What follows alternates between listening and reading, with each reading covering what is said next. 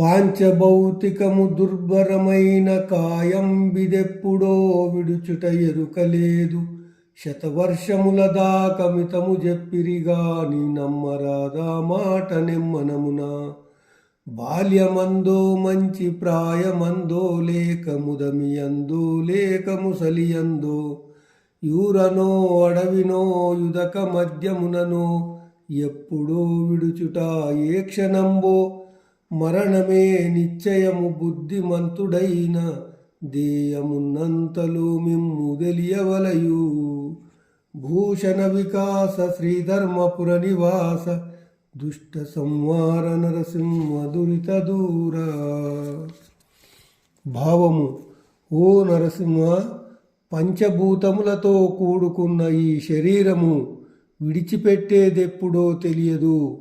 ఇది 100 ఏళ్ళు ఉండునందురు గాని నమ్మలేము.